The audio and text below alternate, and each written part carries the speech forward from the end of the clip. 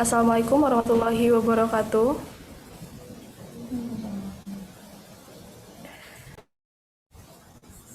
Selamat pagi, salam sejahtera bagi kita semua. Om Swastiastu, Namo Buddhaya, salam kebajikan. Puji syukur kehadirat Allah Subhanahu wa Ta'ala, Tuhan Yang Maha Esa, yang senantiasa melimpahkan rahmat-Nya kepada kita semua. Salawat dan salam bagi baginda Nabi Muhammad SAW, sang pemberi syafaat terbaik umat muslim sepanjang masa. Sebelum kita mulai acara hari ini, marilah kita berdoa menurut agama dan kepercayaan masing-masing, agar acara pada pagi hari ini memberikan manfaat bagi kita semua. Berdoa dimulai.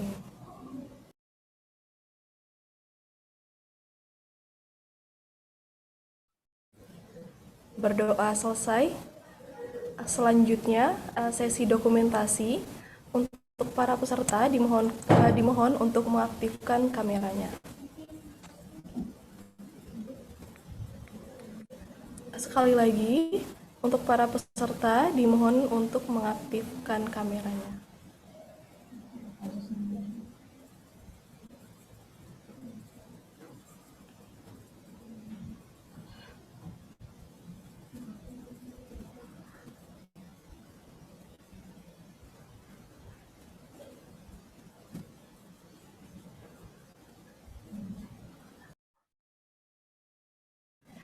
Kami ingatkan sekali lagi, untuk para peserta dimohon untuk mengaktifkan kameranya.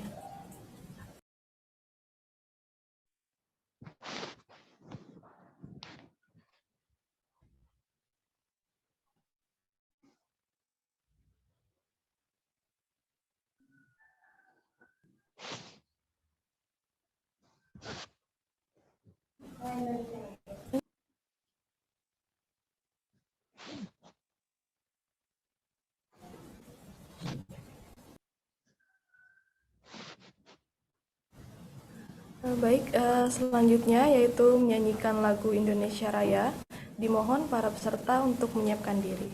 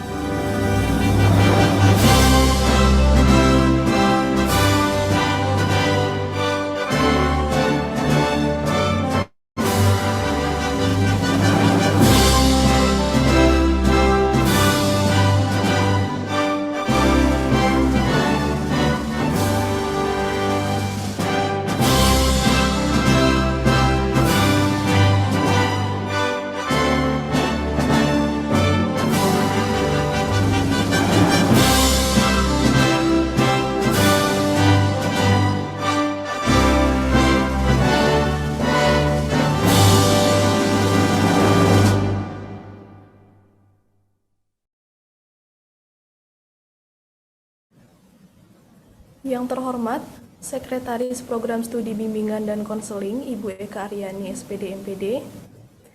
Yang terhormat, Dosen Program Studi Bimbingan dan Konseling Universitas Mercu Buana Yogyakarta.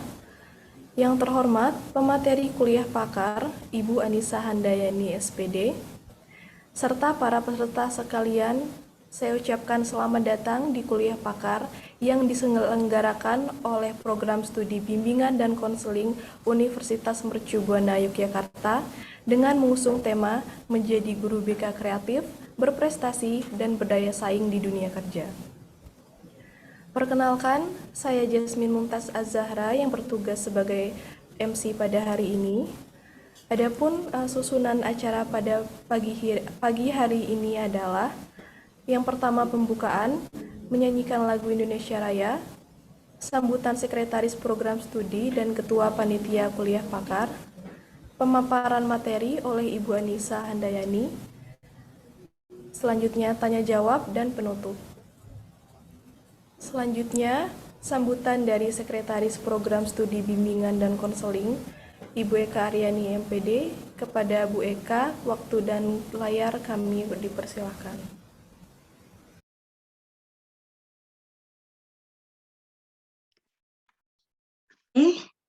Cek, suara masuk ya Mbak? Masuk Bu, jelas. Oke.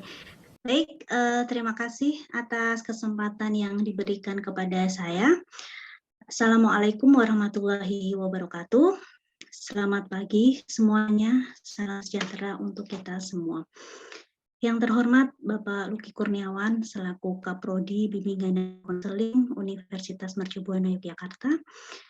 Yang kami hormati Bapak dan Ibu dosen Prodi Bimbingan dan Konseling Universitas Mercubuana Yogyakarta.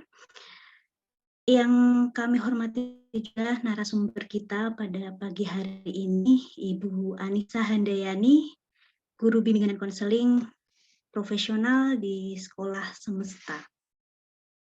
Serta yang kami banggakan seluruh mahasiswa Bimbingan dan Konseling Universitas Mercubuana Yogyakarta dan juga seluruh panitia dalam kegiatan pada pagi hari ini. Yang pertama dan paling utama, marilah kita panjatkan puji syukur kehadirat Allah Subhanahu wa Ta'ala, Tuhan yang Maha Esa yang telah memberikan kenikmatan, rahmat, kesehatan, dan kesempatan kepada kita semua, sehingga pada pagi hari ini kita dapat berjumpa dalam acara kuliah pakar yang pada kesempatan hari ini mengusung tema tentang menjadi guru BK kreatif, berprestasi, dan berdaya saing di dunia kerja. Kegiatan ini diselenggarakan oleh Laboratorium Bimbingan dan Konseling yang bekerja sama dengan Program Studi Bimbingan dan Konseling Universitas Mercubuana Yogyakarta, di mana kegiatan ini merupakan kegiatan rutin dari Laboratorium Bimbingan dan Konseling. Jadi selalu pantau terus Instagramnya ya, karena sangat banyak sekali kegiatan-kegiatan yang diadakan oleh teman-teman kita di Hima Biko. Terima kasih kepada seluruh peserta yang sudah meluangkan waktu untuk mengikuti kegiatan ini, dan tak lupa saya ucapkan terima kasih juga yang tak terhingga kepada seluruh panitia yang sudah dengan luar biasa dalam menyiapkan acara ini, dan tepat sekali ini panitia mengundang Ibu Anissa Handayani di kuliah pakar pada pagi hari ini, karena beliau ini memang sungguh sangat luar biasa sekali ya, karena banyak prestasi yang sudah ditorehkan oleh beliau, dan saat ini jam terbang beliaunya pun sudah sangat tinggi sekali. Saya biasa memanggil beliau ini Mbak Aya, karena beliau ini merupakan kakak tingkat saya sewaktu di kuliah dulu, dan juga kami sempat menjadi rekan kerja walau hanya sebentar di sebuah sekolah swasta di Yogyakarta. Sudah tidak diragukan lagi nih kepakaran beliau ini ya, karena dari dulu sampai sekarang ini beliau sangat aktif di segala kegiatan di bimbingan dan konseling. Tak bijak rasanya jika terlalu panjang saya memberikan sambutan kepada kita teman-teman semuanya. Jadi monggo nanti silahkan teman-teman bisa berdiskusi langsung dengan Bu Anissa Handayani, bisa berkenalan langsung dengan beliau bertanya mengenai bagaimana menjadi seorang konselor yang kreatif, yang profesional dan lain sebagainya. Monggo nanti bisa dilanjutkan dengan beliau. Mungkin itu saja yang bisa saya sampaikan. Mohon maaf jika banyak salah dari saya. Saya akhiri. Wabillahi taufik wal hidayah. Wassalamualaikum warahmatullahi wabarakatuh dan selamat mengikuti kegiatan pada pagi hari ini dari awal hingga akhir. Terima kasih. Saya kembalikan kepada Mbak Jasmine. Terima kasih kepada Bu Eka Aryani MPD atas sambutan hangatnya untuk mengawali acara kita pada pagi hari ini. Sebelum itu, izinkan saya untuk menyampaikan beberapa informasi kepada para peserta. Dimohon untuk menonaktifkan mikrofon selama acara berlangsung. Adapun informasi terkait tanya jawab setelah pemaparan materi akan disampaikan oleh moderator dan mohon di akhir acara untuk mengisi link presensi. Langsung saja, acara hari ini akan dipimpin oleh Mbak Angela Septaria Mentari Manao sebagai moderator. Sebelum itu, izinkan saya memberikan perkenalan singkat. Mbak Angela Septaria Mentari Manao merupakan mahasiswi bimbingan dan konseling Universitas Mercu Buana Yogyakarta, angkatan 2021. Sekarang ia berada di semester 3. Adapun beberapa pengalaman, ia pernah mengikuti konferensi, diantaranya ia pernah mengikuti konferensi pelajar Indonesia Australia yang diselenggarakan oleh PPI Australia. Langsung saja kepada Mbak Angela, waktu dan layar kami persilakan. Baik, terima kasih kepada Kak Jasmine selaku moderator of ceremony pada pagi hari ini. Selamat pagi Kak Jasmine. Selamat pagi. Selamat pagi juga saya ucapkan kepada Bapak dosen, teman-teman sekalian, dan selamat pagi kepada pemateri di kuliah pakar pada pagi hari ini, Ibu Anissa Handayani SPD. Perkenalkan, nama saya Angela Septaria Mentari Manao, setelah moderator yang akan memandu acara pada pagi hari ini. Kuliah pakar ini bertemakan menjadi guru BK kreatif, berprestasi, dan berdaya saing di dunia. Selama kurang lebih 50 menit, pemateri akan memaparkan presentasinya, kemudian akan diikuti tanya jawab selama 10 menit. Semua peserta dapat berpartisipasi aktif untuk memberikan pertanyaan dengan menyebutkan nama, prodi, angkatan, pertanyaan yang akan diajukan. Baiklah, tanpa berlama, materi kuliah pakar pada pagi hari ini akan dipaparkan oleh Ibu Anissa dan SPD. Beliau merupakan guru BK berprestasi yang pada tahun 2017 sampai sekarang merupakan bimbingan konseling di Semesta BBS Semarang dan merupakan seorang konselor student career planner di Semesta SBS Semarang sampai sekarang juga. Beliau juga pernah mengikuti short term exchange program in University of Tsukaba di Jepang tahun 2012.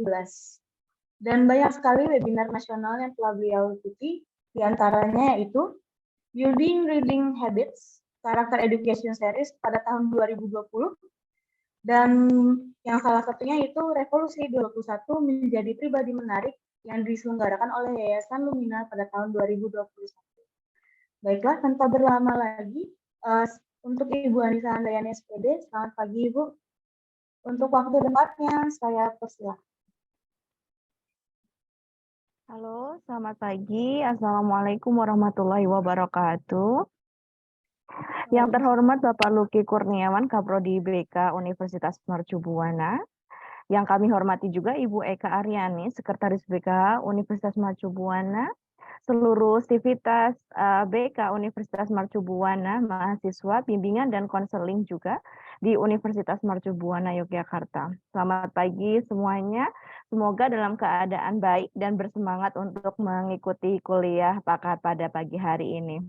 Nah, temanya sangat menarik sekali, menjadi guru kreatif, berprestasi, dan berdaya saing di dunia kerja. Masya Allah. Semoga saya bisa mewakili untuk memberikan materi pada pagi hari ini. Tadi sudah dikenalkan secara singkat profil saya. Ya, dulu saya di Yogyakarta sebenarnya satu instansi dengan Ibu Eka sempat 1 tahun, tidak sampai 1 tahun, 1 semester. Terus kemudian saya mengajar di Sister School Sekolah Semesta, tepatnya di mungkin teman-teman di sini juga tahu Kesatuan Bangsa adalah sister school-nya Semesta di Yogyakarta. Kampusnya dekat dengan kampus Mercu Buana Wates, seperti itu ya, bersampingan. Dulu sepertinya satu lokasi seperti itu, dan kemudian 3 tahun di sana saya kemudian pindah di Sekolah Semesta, masih pada sister school, yaitu Sekolah Mitra Eduversal. Nah, pada kesempatan pagi hari ini tentunya saya mohon izin teman-teman untuk bisa sharing bersama. Tentunya di kuliah kali ini, kuliah umum kali ini sangat excited sekali saya akan bertemu dengan banyak mahasiswa tentunya di sini yang super semuanya, super kreatif, super talented pastinya. Untuk itu saya tidak ingin melewatkan momen ini. Saya juga mengajak teman-teman semuanya untuk bergabung di presentasi saya. Yang pertama ada 2 link yang sudah saya bagikan di chat box teman-teman. Link pertama adalah link untuk berpartisipasi aktif. Jadi nanti saya akan menanyakan beberapa hal, berkomunikasi langsung, dan juga saya melakukan survei tentunya. Karena ini kesempatan yang luar biasa bagi saya bertemu dengan mahasiswa-mahasiswa kreatif, inovatif. Jadi saya nanti minta feedback-nya ada di link yang pertama, dan kemudian apabila ingin mengikuti live presentasi saya ada di link yang kedua. Bisa lewat handphone juga, ataupun supaya lebih jelas misalnya sedang on handphone juga bisa di sana. Nah, seperti itu. Dan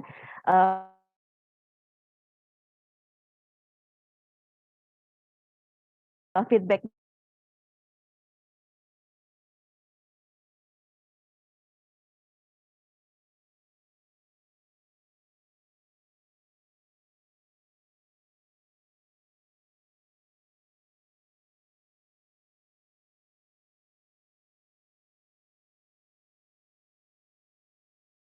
untuk panitia.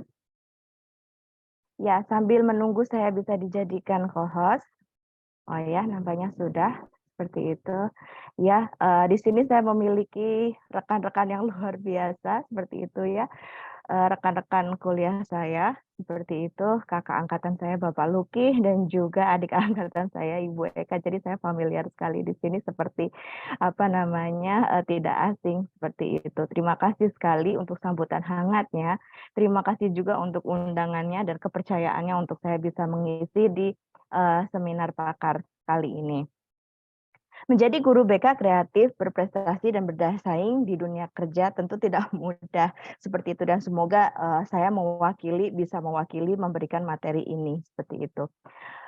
Yang pertama, saya ingin sharing dulu. Sebelumnya ini pagi-pagi, jadi saya tidak mau banyak bicara seperti itu karena energi pagi itu sangat positif. Jadi nanti sebentar lagi setelah saya memberikan uraian singkat, saya ingin teman-teman berpartisipasi di link yang sudah saya bagikan. Nanti mohon untuk memberikan feedback daripada presentasi saya. Harus ada yang memberikan feedback ya, wajib seperti itu. Oke, yang pertama di sini saya mau bicara dulu seperti itu. Sebenarnya tadi ya memiliki daya saing yang global, tentunya kita harus memiliki profil guru BK ideal dulu. Bagaimana kemudian kita harus menuju menjadi guru BK dengan profil guru BK ideal. Tentunya ini tadi ya harus memiliki jam terbang gitu ya. Harus bertahap, dan itu harus dilatih dari sejak kuliah. Tidak hanya kuliah terus kemudian kantin pulang seperti itu, tapi memang harus dari kuliah memang harus aktif seperti itu, organisasi maupun aktif perpustakaan dan mengikuti kegiatan-kegiatan. Itu tentunya harus mulai dari kuliah gitu, harus dibentuk mulai dari kuliah sehingga menjadi profil guru BK ideal, profesional nantinya akan terbentuk dari sana. Tidak mudah dan juga tidak instan seperti itu. Yang pertama, saya akan mulai dari sifat relasi gitu ya. Jadi membuat relasi itu memang penting dan itu memang dari kuliah seperti itu ya. Jadi memiliki banyak relasi nantinya itu akan membantu kita di dunia kerja seperti itu. Nah, nantinya itu juga akan membantu kita untuk terlibat langsung di di kegiatan-kegiatan pendidikan yang lebih bermakna dan juga kita akan banyak nantinya mengikuti program-program pendidikan yang bermakna juga seperti itu. Nanti saya akan spill seperti itu bagaimana cara membuat relasi dan dari sejak kuliah saya mengikuti beberapa kegiatan seperti itu dan akhirnya itu yang memotivasi saya seperti itu ya. Di dunia kerja saya tidak mau berhenti hanya mengajar saja, membimbing saja, memberikan konseling saja tidak, tapi itu bagian dari satu pengembangan profesi guru BK itu sendiri. Ada sifat kepemimpinan, fleksibel, akuntabel, terus kemudian keinginan kuat untuk terus belajar. Seperti itu yang kemudian menjadi penting. Ini bekal awal seperti itu ya. Saya ini pemanasan dulu gitu ya. Bekal awal di mana apa saja sih profil guru BK ideal seharusnya. Nanti saya akan minta opini teman-teman semuanya ini karena pada baru masuk juga banyak yang masih baru masuk. Oke. Nah, seorang guru BK yang ideal selain harus membangun relasi, memiliki sifat kepemimpinan yang bagus, fleksibel, mau belajar terus gitu ya. Nggak cuma di perkuliahan aja, tapi kalau misalnya ketika sudah kerja pun tetap mau belajar, mengembangkan diri seperti itu, haus akan belajar seperti itu dan terus kemudian mengikuti banyak program pengembangan diri itu salah satu tugas gitu ya untuk menjadi guru BK yang ideal nantinya. Harus bisa menetapkan ekspektasi seperti itu. Ekspektasinya apa menjadi guru BK itu? Terus goals-nya apa? Apakah hanya helper to students to helping students make a problem solving? It's not only like talking about helper ya, nggak cuman kita bicara tentang membantu siswa dan itu selesai, enggak. Ekspektasi kita ada banyak banget, memberikan program yang kemudian inovatif, terus kemudian ekspektasi kita juga selain kita menjadi guru pembimbing, guru BK seperti itu, kita juga mampu memotivasi, memberikan teladan kepada anak-anak kita untuk terus berkarya seperti itu. Itu yang kemudian menjadi catatan kita juga. Terus kemudian di sini sifat untuk berpikir gitu. Sifat untuk berpikir ini meliputi kemampuan analisis, selalu berpikir secara konseptual seperti itu. Bagaimana sih draftnya? Kita tuh mau bikin apa di bimbingan dan konseling? Nggak cuma monoton program-programnya supaya siswa itu menarik dan kemudian kita tetap harus berkembang mengikuti mengikuti kurikulum yang ada di nasional dan juga kita tidak terpaku pada kurikulum satu itu saja, tapi kita juga punya perspektif secara global seperti itu. Dan alhamdulillah saya juga bergabung di satu institusi sekolah yang kemudian memiliki kurikulum juga kerjasama dengan Cambridge International School seperti itu dengan asesmennya menginduk dengan Cambridge. Jadi di sini saya sangat bersyukur sekali gitu. Inovasi, terus kemudian cara berpikir kita, konsep apapun yang kita kembangkan itu sangat dihargai, tidak terpatok pada satu kurikulum itu saja ataupun kita harus menginduk satu kurikulum. Nah, ini yang kemudian sifat berpikir konseptual kita diperlukan dan kemudian bisa dikembangkan di sana seperti itu.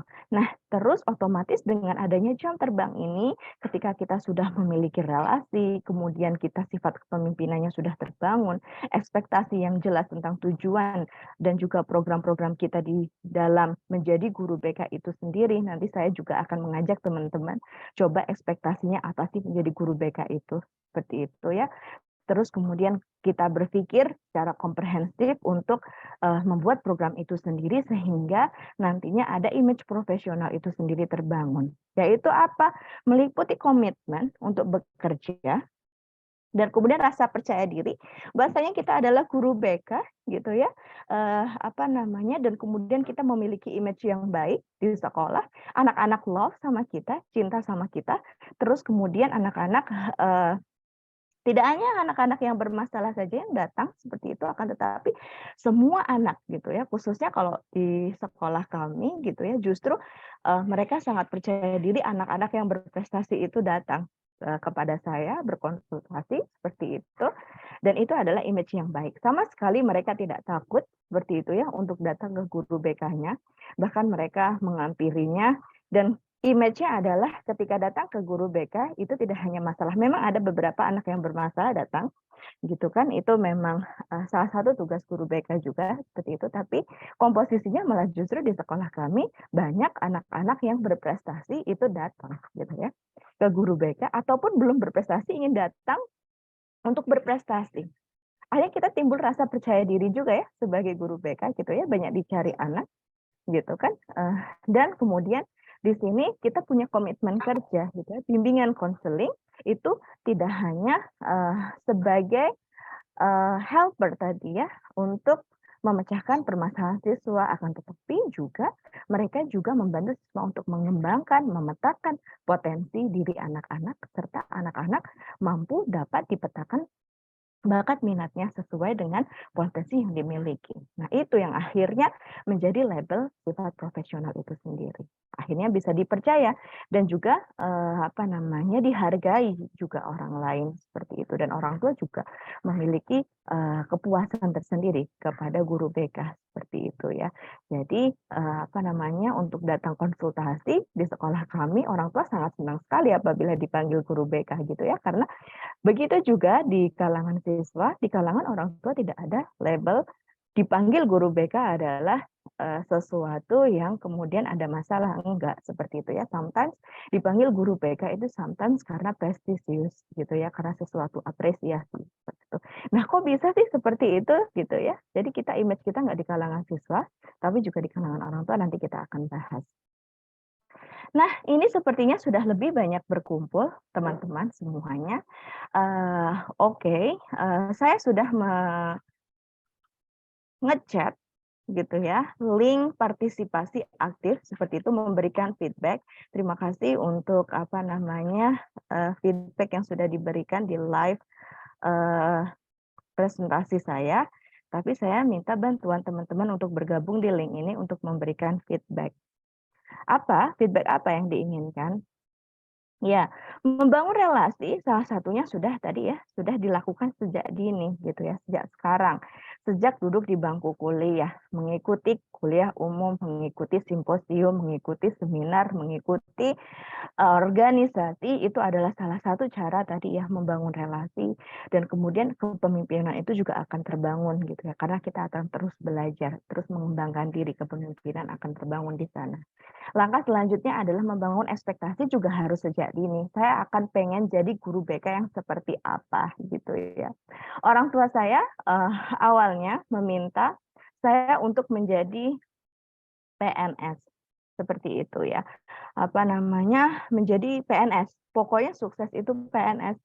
But I think that kalau misalnya saya jadi PNS gitu ya, saya bukan seseorang yang selalu puas dengan cara kerja yang monoton seperti itu. Pagi berangkat, terus kemudian administrasi mengerjakan dan selesai, itu it's so much boring untuk saya gitu ya. Saya bukan yang seperti itu. Sampai mungkin saya akhirnya harus deal dengan orang tua saya harus sampaikan gitu ya.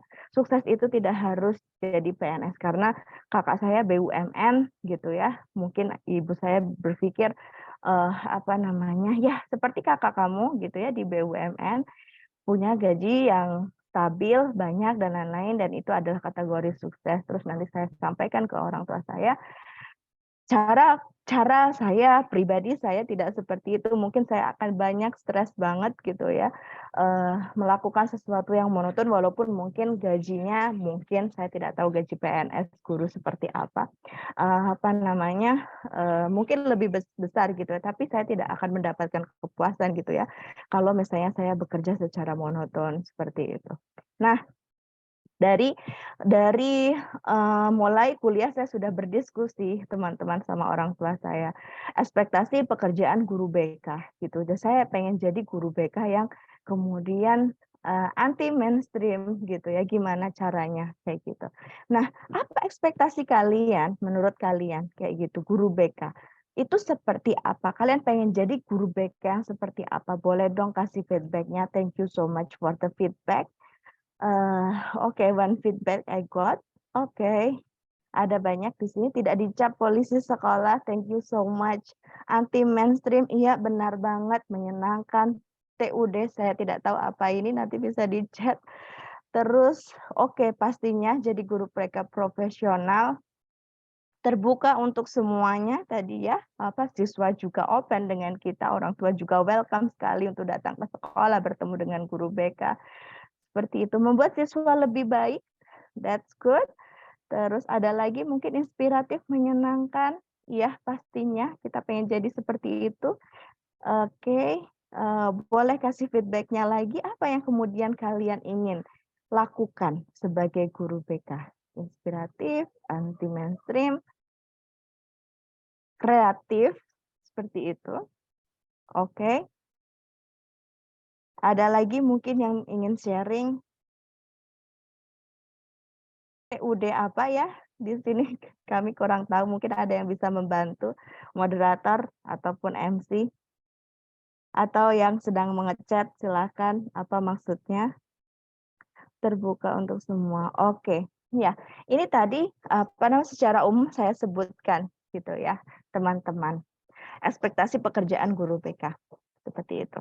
Oke, masih ada? Atau saya boleh lanjut untuk mempersingkat waktu ya. Ini semua akan kita bahas gitu ya. Tentunya tidak mudah teman-teman.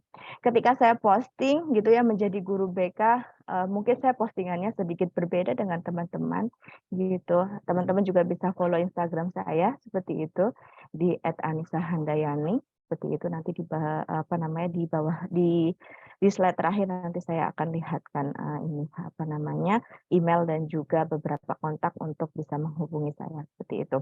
Nah, kok kamu seneng sih jalan-jalan terus, perasaan seperti itu ya.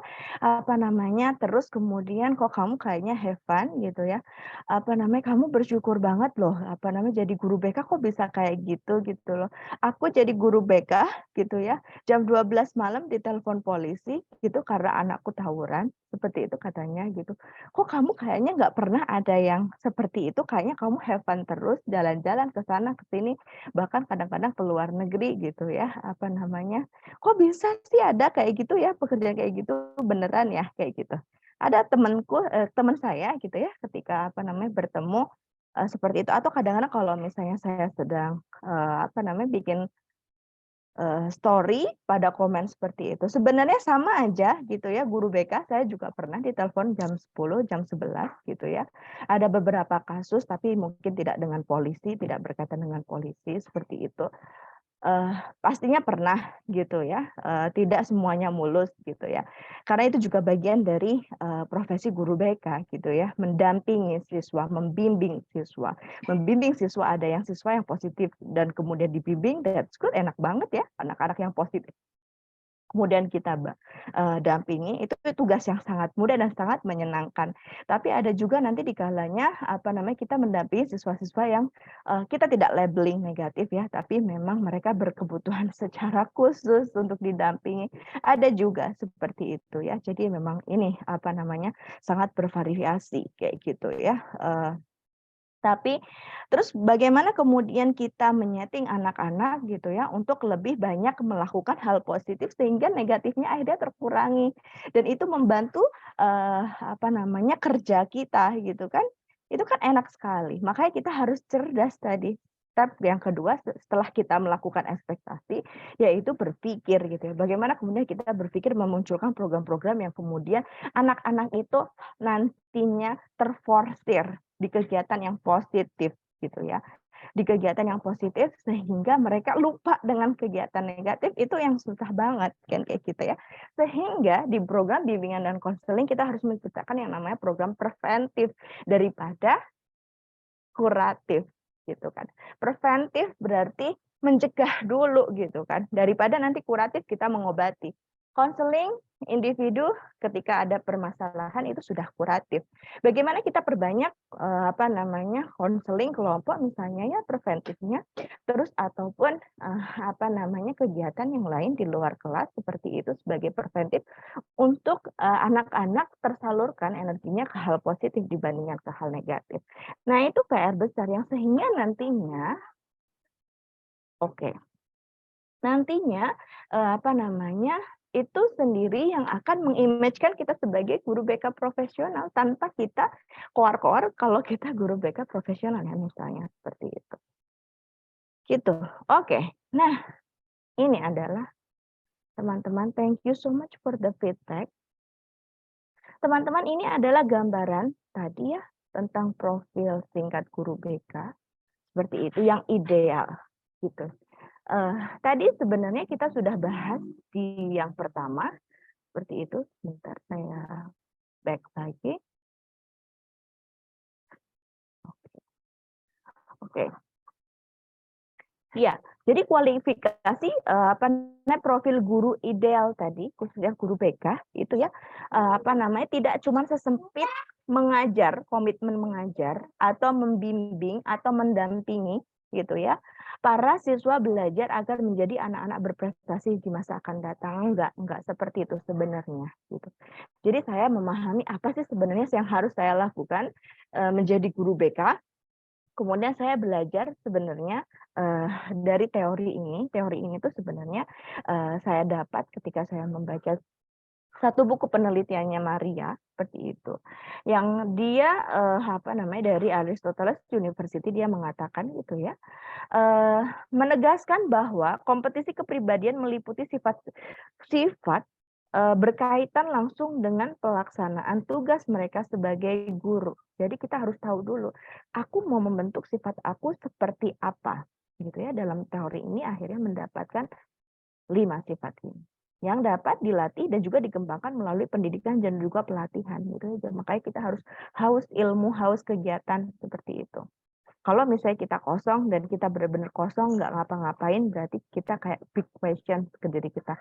Ada sesuatu yang salah nih kayak gitu. Berarti kita harus lakukan sesuatu gitu. Karena idealnya untuk menjadi sesuatu yang profesional atau ideal, berarti kita harus mengerjakan sesuatu yang bermakna. Hari-hari kita tidak boleh kosong. Kalau misalnya banyak kosongnya, berarti kita harus bertanya ke diri kita gitu. Ada apa ya gitu? Kurang apa ya? Saya harus melakukan apa? Seperti itu. Ini tadi feedback-nya, terima kasih. Nah, oke. Saya akan mulai tadi ya, dari yang tadi, teori tadi gitu ya. Yang pertama adalah sifat untuk selalu membangun relasi gitu. Jadi saya itu lulus tahun 2012, jadi bisa tebak usia saya berapa sekarang ini. Oke, lulus tahun 2012, pada waktu itu setelah yudisium, ada kekosongan, seperti itu ya. Jadi saya yudisium itu bulan apa? Sekitar nggak tahu bulan Januari mungkin, tapi harus wisuda bulan Juni, kosong, banyak banget gitu ya. Apa yang harus saya lakukan gitu ya? Mungkin seharusnya kita berpikir ya udah itu emang waktunya kalian untuk refreshing gitu ya, karena sudah penat banget dengan urusan skripsi lah, apalah seperti itu. Tapi saya merasa nggak boleh kosong gitu. Akhirnya saya mendaftar student exchange pada waktu itu.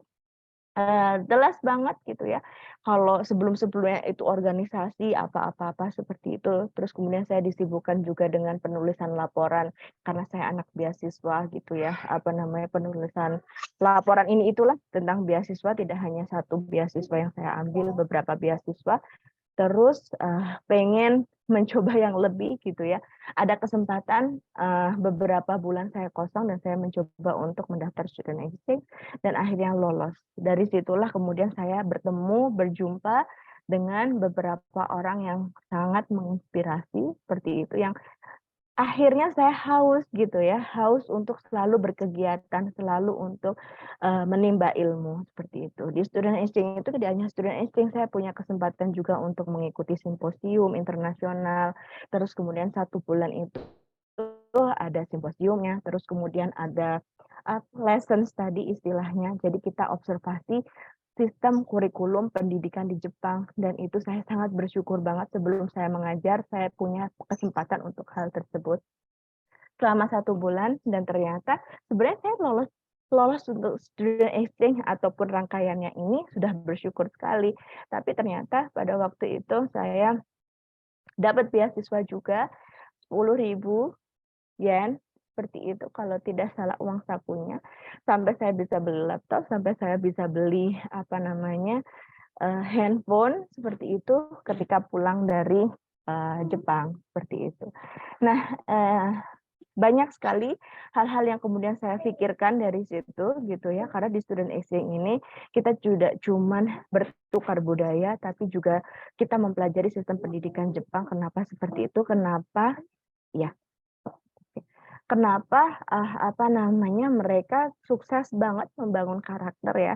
Kalau misalnya teman-teman lihat yang paling dekat banget, teman-teman lihat seperti itu ya, karakter supporter gitu ya, orang Jepang dan juga timnas Jepang gitu ya, sebegitunya mereka rapi, kemudian tertata etikanya, kemudian kebersihan mereka tunjukkan di mana-mana sehingga media internasional pun mengekspos gitu ya.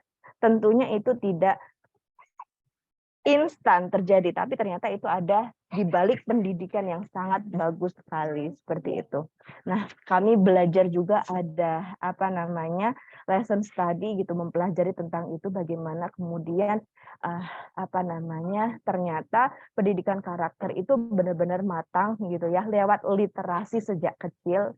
Itu juga kita dapatkan ketika student exchange itu, teman-teman. Dan kemudian di sana akhirnya saya banyak sekali bertemu dengan teman-teman, dengan sensei, dengan profesor, yang sampai sekarang kita berkomunikasi gitu ya, tapi untuk beda, sesuatu yang beda. Kalau dulu saya yang dapat beasiswanya, bagaimana saya menginspirasi siswa saya untuk dapat beasiswa untuk pergi ke Jepang. Saya senang sekali mengkonseling anak-anak untuk studi ke Jepang karena saya sudah punya pengalaman hal itu. Dan mungkin teman-teman juga di sini saya berbagi, saya catat benar gitu ya, ketika itu saya ketemu dengan satu profesor itu sampaikan seperti itu, bahwasanya di Jepang itu kenapa banyak beasiswa pemerintah maupun beasiswa swasta. Oh, ternyata karena gitu ya, karena ada program KB ya di sana. Ada program KB, dan kemudian karena program KB itu masa produktif gitu ya, masa produktif itu akhirnya berkurang, tapi lansia banyak gitu ya, masa produktif berkurang, masa usia sekolah juga berkurang. Kalau misalnya ada 5.000 kursi seperti itu, kalau ada 5.000 kursi, Jepang ataupun warga negara asli Jepang itu hanya 2.000.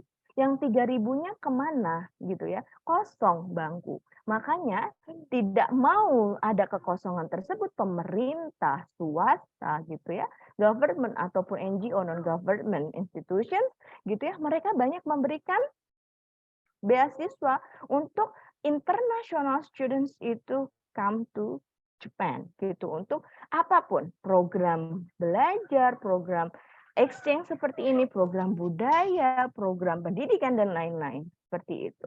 Nah, itu yang kemudian saya juga sampaikan ke siswa-siswa saya, dan siswa-siswa saya juga merasakan gitu, wah Miss, ternyata setelah saya pergi ke Jepang, kemudian saya dapat government scholarship, saya juga dapat non-government scholarship seperti itu. Mereka sampaikan seperti itu. Ternyata benar gitu. Karena itu. Nah, sampai sekarang seperti itu ya. Nah, akhirnya dari 2012 udah 10 tahun ini 2022, tapi saya masih punya banyak relasi di sana, dan bahkan alhamdulillah beberapa profesor kami masih kontak dan kami bisa menjalin relasi. Itu dari dulu kuliah ya, teman-teman, ketika saya kerja masih kepakai banget gitu ya.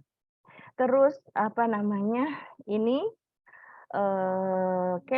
terus kemudian 2012 tadi ya, Ibu Eka sampaikan kita pernah berjumpa di satu institusi.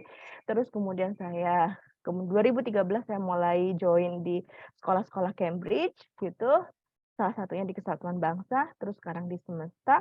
Terus 2016 saya juga Tidak, 2013 observasi dulu apa itu sekolah Cambridge, pastinya tidak mudah 2013. 2014, 2015, terus kemudian sudah mulai percaya diri, sudah settle, oh ya saya sudah punya karakter, bagaimana saya menjadi guru BK di sekolah-sekolah Cambridge gitu.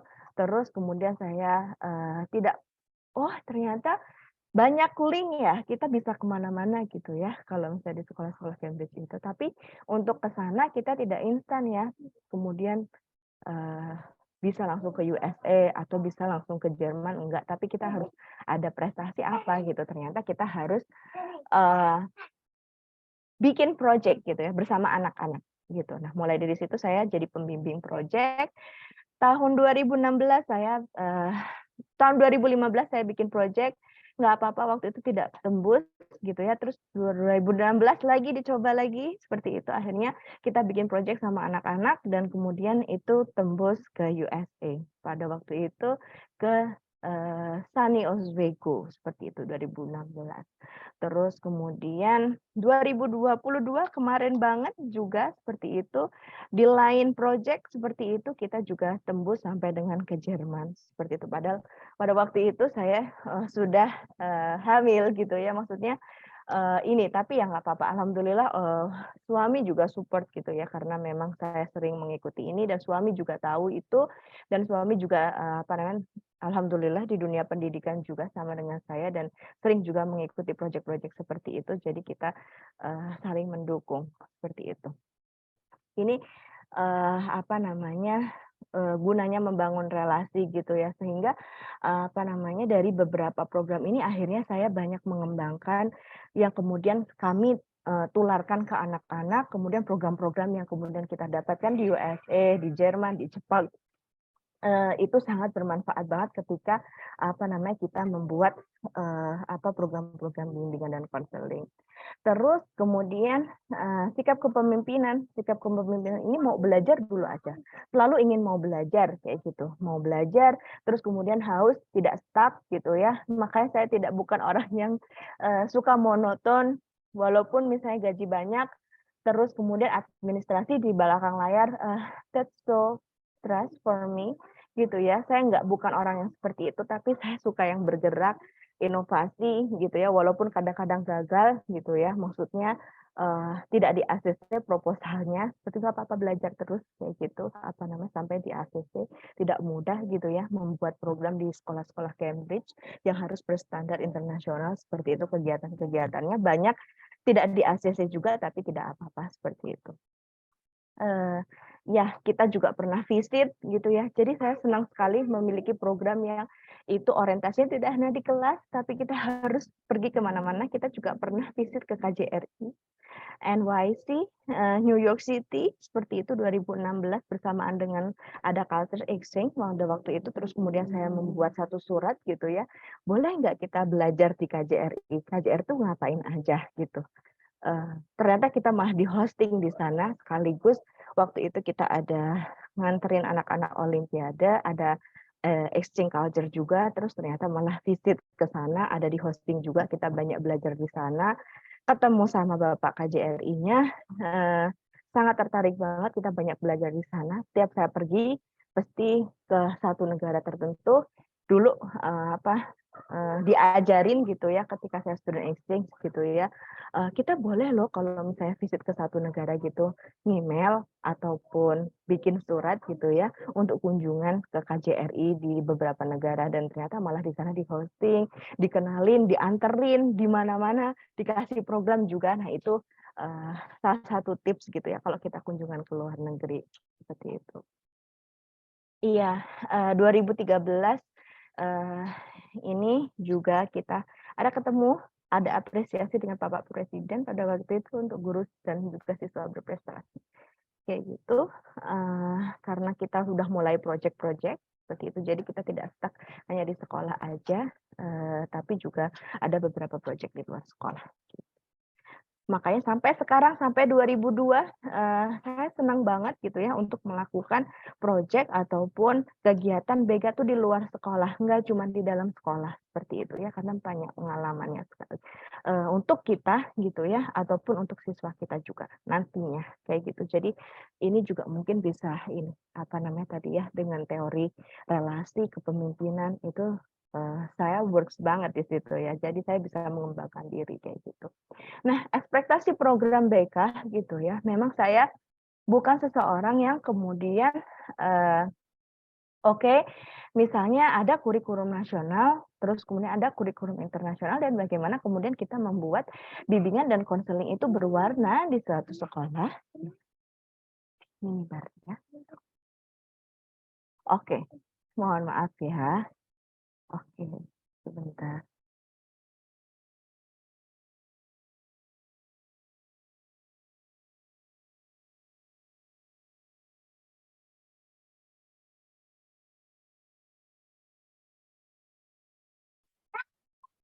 Maaf ya.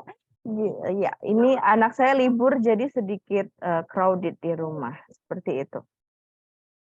Oke, saya lanjutkan gitu ya. Jadi emang banyak di luar kelas juga ini layanan-layanan BK seperti itu ya, yang tidak monoton di dalam kelas. Kemudian anak-anak mengakses bukunya, seperti itu. Bimbingan sangat tidak terbatas gitu ya. Jadi kita bisa bimbingan gitu ya dengan program-program yang kemudian sangat keren, seperti itu.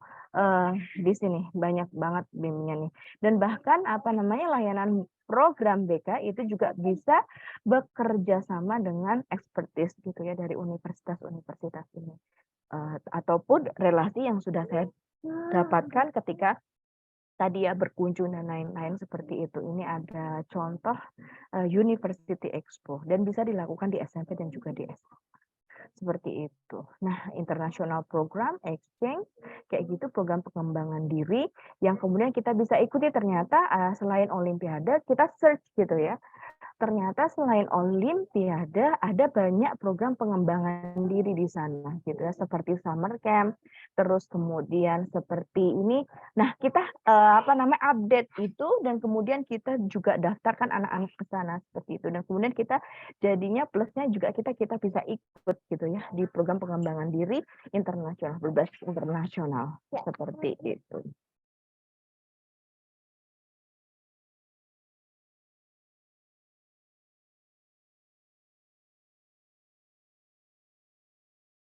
Oke, I'm so sorry, it's so crowded gitu ya. Apa namanya, si kecil lagi tidak sekolah jadi berisik sekali, mohon maaf. Oke, dilanjutkan, seperti itu. Nah, sebenarnya kalau misalnya layanan bimbingan dan konseling, BK klasikal, terus kemudian konseling kelompok, konseling individu, seperti itu ya, itu pasti dilakukan gitu ya. Bidang-bidang BK, 4 bidang BK seperti, bimbingan pribadi, sosial, kemudian, karir, seperti itu, terus apa namanya, pribadi sosial dan juga belajar seperti itu, sebenarnya tetap ada gitu ya. Tapi bagaimana kemudian kita mengemasnya dan kemudian menjadikan itu hasil yang nyata, seperti itu.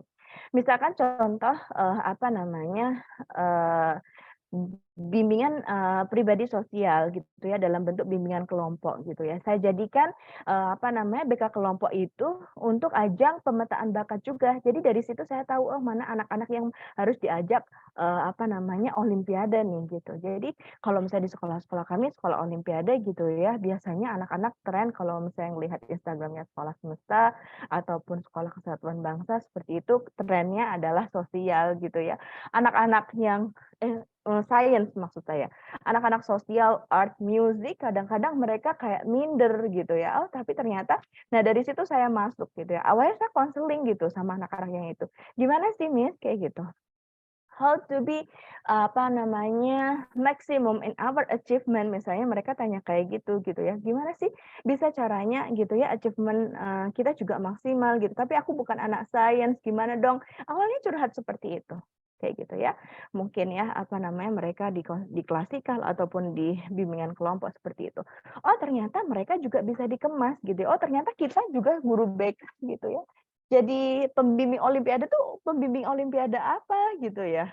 Ya kadang-kadang teman-teman juga tanya, "Kok kamu kadang-kadang ke US kemana kemana, kamu ngapain? Itu biaya sendiri atau enggak?" Gitu ya. Itu biaya ya karena kita mendampingi olimpiade dari gitu ya. Dari anak-anak yang merasa mereka konseling, tersingkir gitu, apa namanya, "Aku anak sosial, aku anak musik, aku anak art, tapi aku gimana Miss? Aku pengen juga, eee" tampil gitu ya. Tapi aku nggak bisa jadi, apa namanya, aku misalnya ya, aku warnanya merah gitu ya, aku nggak bisa jadi biru seperti itu, karena merah ya tetap akan bisa merah dan bagaimana saya bisa menampilkan merah itu gitu ya.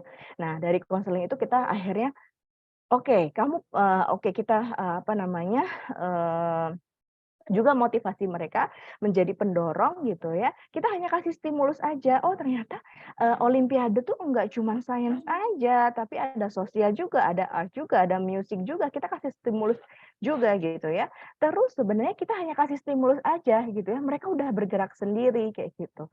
Nah terus disitulah kemudian, karena kita yang motivasi akhirnya mereka bisa deh di musik, di apa namanya, di art dan lain-lain. Nah dari situ saya kemudian dari konseling kelompok, dari bimbingan kelompok saya menemukan problem, problem itu dijadikan solusi, dari situlah kemudian saya mengenalkan, apa namanya, pentingnya karakter, potensi diri kita yang kemudian kita bisa maksimalkan menjadi achievement, kayak gitu. Anak-anak seneng banget, kita juga jadi seneng ya tentunya ya, jadi jalan-jalan gratis gitu ya, sampai USA, sampai Jerman dan lain-lain, seperti itu.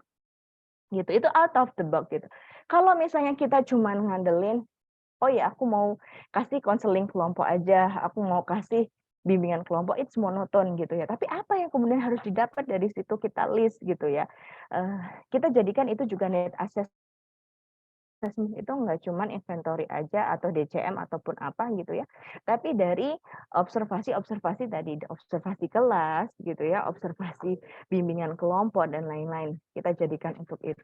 Gitu. Ada hasil nyatanya, orang tua juga senang banget.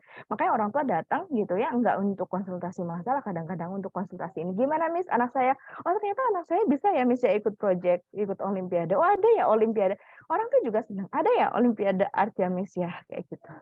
Terus kemudian, go to international gitu, not only science but also sosial, art, music, kayak gitu ya, mereka juga bisa, ini gitu. Nah dari situlah kemudian, apa namanya, kita, bisa berpikir out of the box dan kita juga ada benefit-nya ya, kita belajar juga, seperti itu. Nah ketika ada pendampingan seperti ini, saya juga biasanya daftar juga untuk mumpung sudah sampai USA gitu ya, selain mendampingi saya biasanya, nggak cuma mendampingi aja, tapi saya ikut simposiumnya, simposium guru-guru, terus atau exchange culture, tadi ya ada fotonya gitu ya, seperti itu. Jadi selama mereka kompetisi, nanti saya juga ikut simposium atau seminar ataupun exchange culture dan lain-lain. Seperti itu karena sudah sampai US ataupun di Jerman, seperti itu. Jadi sangat senang sekali gitu ya, paling kita cuma bayar untuk itunya aja, seminarnya atau simposium, tapi yang lain-lainnya kita sudah free, seperti itu. Nah, itu sangat senang banget gitu ya. Sebenarnya dari 4 kegiatan bimbingan dan konseling ya, layanan bidang konseling tadi gitu ya. Tapi bagaimana kita bisa mengemasnya ternyata bisa ya jadi kayak gitu ya. Sama gitu ya, di negeri juga kayak gitu ya, maksudnya ada bimbingan belajar bidang karir, bidang sosial, pribadi, belajar, kan kayak gitu ya, gitu. Tapi bagaimana kemudian kita memetakan hasilnya, dan kemudian sampai dengan bagaimana kita memberikan atau menstimulus mereka untuk hasil dari tadi, bidang belajarnya apa, bidang karirnya apa, pribadinya apa, sosialnya apa, seperti itu. Kayak gitu. Jadi ini sebenarnya aplikasi dari bidang-bidang bimbingan dan konseling, tapi terlihat seperti kayak asing ya, ini program-program apa ini? Ini hanya apa namanya, untuk Cambridge School aja. No, this is not only Cambridge School gitu ya. Tapi ternyata ini sebenarnya diambil dari bidang bimbingan dan konseling yang kita pelajari di kelas atau di universitas seperti itu. Oke. Nah, project BK ideal gitu ya. Tadi ya untuk punya daya saing yang kita harus jadi yang ideal. Kayak gitu. Terus bagaimana kemudian kita bisa menjadi ideal itu kayak gitu. Memahami secara mendalam konseling gitu ya.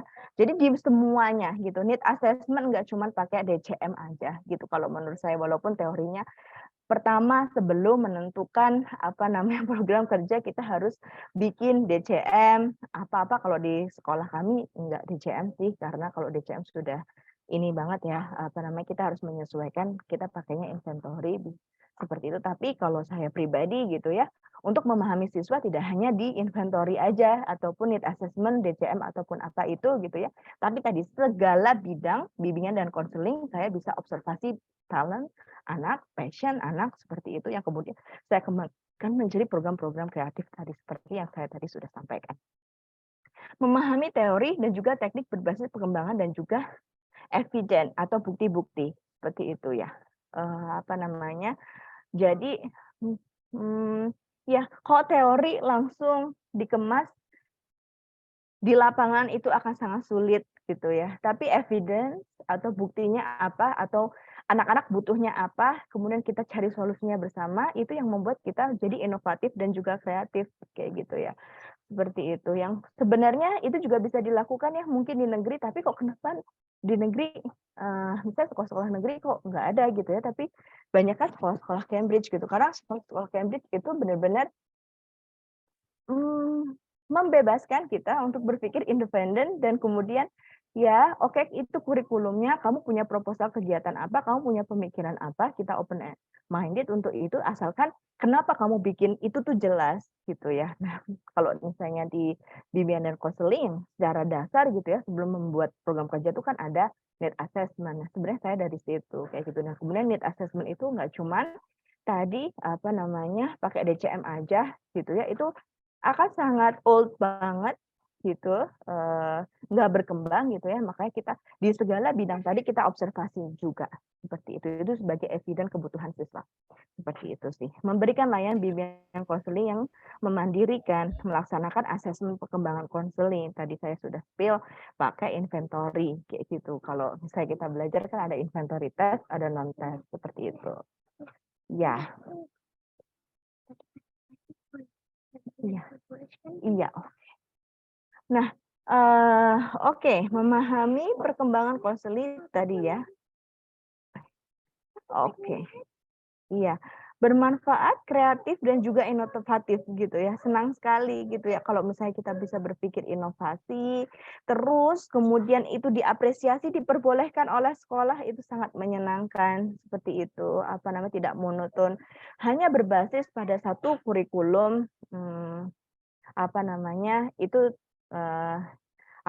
menurut saya ini ya seperti itu hanya kita terpetakan pada satu lingkup itu saja, akhirnya kita tidak berkembang. Tapi kemudian kita melaksanakan kurikulum nasional juga, kurikulum internasional juga seperti itu, akhirnya itu yang membuat kita menjadi kreatif dan inovatif seperti itu. Supervisi akuntabilitas, supervisi ya di sekolah-sekolah Cambridge itu supervisi nasional kita ikuti juga dari dinas, yang kemudian kita harus merubah wajah kedinasan menjadi kedinasan. Terus kemudian supervisi dari Cambridge School itu sendiri itu juga ada, jadi kita juga banyak sekali di supervisi seperti itu dan senang sekali mendapatkan banyak feedback, itu juga belajar salah satunya. Yang ketujuh, siaga dalam pengembangan diri baik melalui jalur pendidikan formal maupun terlibat langsung ataupun kegiatan langsung seperti itu. Iya, kalau saya pribadi sempat apply S2 bersama suami seperti itu. Dapat partial scholarship, hanya saja kemarin ada beberapa program juga yang kita ikuti 1 bulan 2 bulan seperti itu, akhirnya saya tidak jadi. Belum selesai, tidak jadi mengambil dan kemudian ini sedang hamil dan lain-lain harus menyelesaikan dulu. Akhirnya terpending gitu ya. Alhamdulillah suami sudah selesai seperti itu S2-nya seperti itu. Jadi untuk belajar itu terkadang tidak hanya jalur formal aja.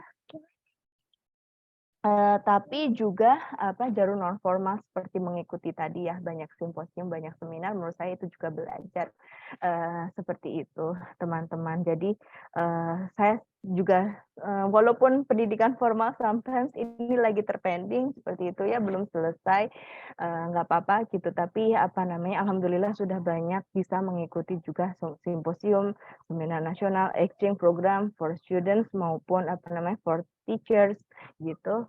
Itu salah satu menurut saya juga pendidikan yang luar biasa, yang pengalaman untuk saya seperti itu sebagai guru PK. Itu teman-teman, oke. Kalian juga bisa mendapatkan presentasi ini di link yang sudah saya bagikan, coba di-scroll di atas, seperti itu. Bagi yang baru datang, nanti bisa minta panitia juga untuk link presentasi saya. Oke, nah, ini adalah terakhir setelah kita sudah punya skill-skill yang tadi gitu ya.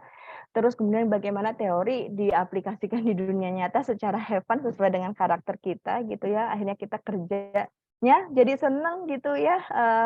Bimbingan konseling tuh nggak monoton, ternyata senang gitu ya. Nggak cuma ngadepin masalah tapi memang senang juga, jalan-jalan juga. Ada ya kayak gitu ya ternyata seperti itu. Nah, itu gimana sih gitu setelah kita punya karakternya, kita mau ekspektasinya apa, program-programnya apa gitu ya. Di dunia kerja tuh nggak mudah gitu, makanya ini ada tips daya saing gitu di dunia kerja. Peluang yang tidak pernah terabaikan oleh guru BK. Di sini pada masa global ini merupakan harapan yang sangat strategis terwujudnya dalam 4 penguatan, yakni pengembangan diri terus berkembang seperti itu. Oke. Terus kemudian di sini pengembangan diri haus terus ya akan pengembangan skill kayak gitu. Khususnya kita harus berpikir gitu. Oke, kalau misalnya kita mau jadi guru BK profesional, ya kita harus mengembangkan diri. Skill bahasa kita gitu ya, kemampuan bahasa nggak cuma bahasa Indonesia, seperti bahasa Inggris juga gitu ya, bahasa yang dipakai secara global atau internasional seperti itu harus dikembangkan seperti itu. Itu juga akan membuat kita memiliki daya saing gitu ya di dunia kerja seperti itu. Dan terus kemudian melakukan refleksi diri untuk lebih bagus lagi seperti itu. Pemberian pelayanan prima kepada peserta didik gitu ya. Tadi dalam segala kegiatan kita harus dievaluasi, harus ada goals-nya, harus ada tujuannya dan harus ada result-nya yang pasti kayak gitu. Need assessment tadi ya, kebutuhan siswa, mencari kebutuhan siswa tidak hanya di satu titik gitu, tapi di beberapa hal kita harus cari kebutuhan siswa sehingga benar-benar kita mendampingi siswa yang sesuai dengan kebutuhannya. Kita tahu gitu dari banyak hal seperti itu, enggak cuma dari data aja. Kalau DCM inventory kan hanya dari data yang kita observasi ya. Tapi kalau misalnya observasi real nyata di kelas, terus kemudian tadi ya di konseling kelompok dan lain-lain, itu sesuatu yang sangat-sangat lebih bermanfaat gitu. Terus berinovasi dalam merancang dan juga mengeksplorasi layanan bimbingan dan konseling, jangan takut seperti itu ya.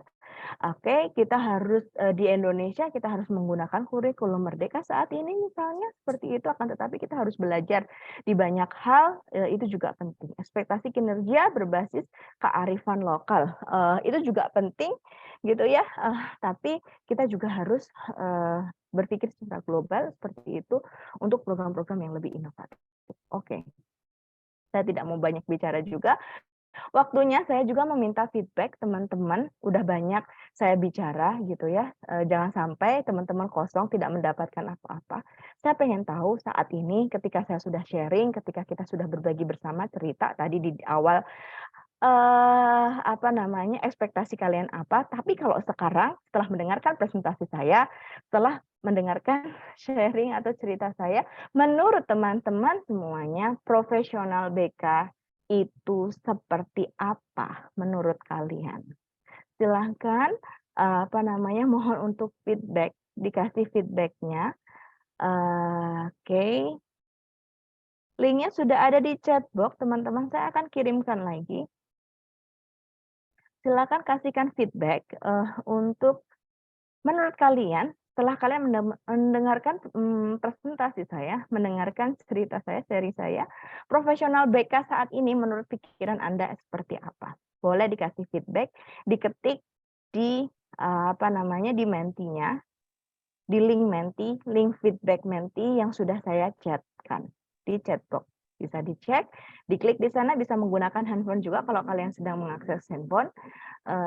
Silahkan berikan feedback di situ. Oke.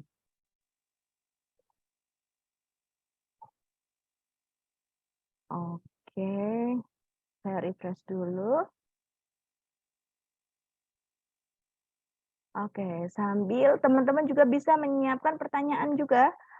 Kalau misalnya kalian setelah ini ada yang ingin ditanyakan mungkin karena kita waktunya terbatas, tadi saya memang sedikit cepat-cepat juga dalam mengemas materi, karena ada banyak gitu ya yang ingin kita sharingkan. Apakah sudah ada feedback di sini? Sudah. Oke, thank you so much for the feedback. There are 2 feedback, 3 feedback. Oke, ada kerja dengan hati pikiran yang berpikir ke depan. Thank you, visioner. Dapat menjadi teman dan juga sahabat bagi para siswa. Thank you so much. Mudah-mudahan ya, yang selalu berusaha untuk mengupdate diri melalui seminar, not only seminar but also symposium also, and then general kuliah juga bisa seperti itu ya teman-teman.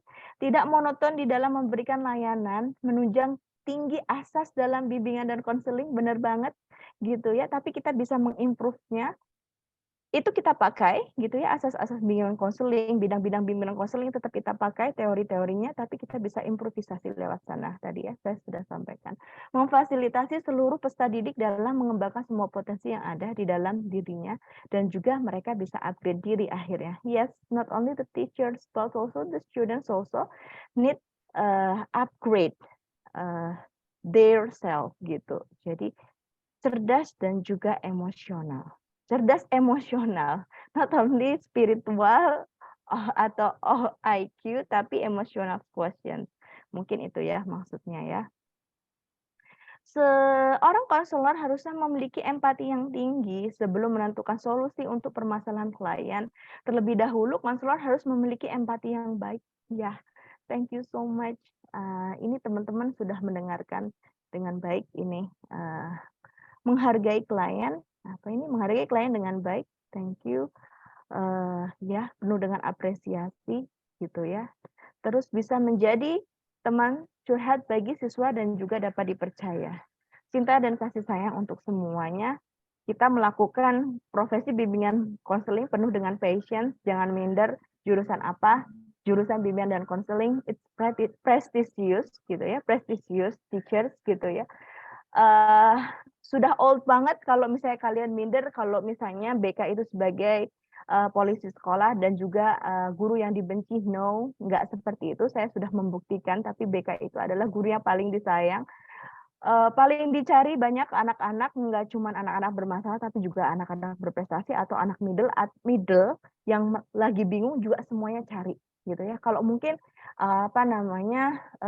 guru subjek gitu ya, mungkin akan dicari beberapa siswa aja gitu.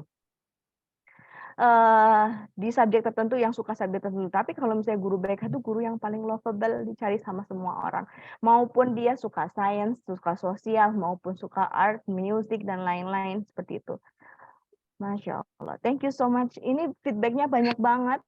Profesional BK itu yang bisa menjadi apapun untuk peserta didik. Contohnya bisa mendampingi saat peserta didik akan olimpiade juga. Oke. Tidak boring, akan selalu ada hal-hal yang baru, lembut dan juga empati tinggi. Nice.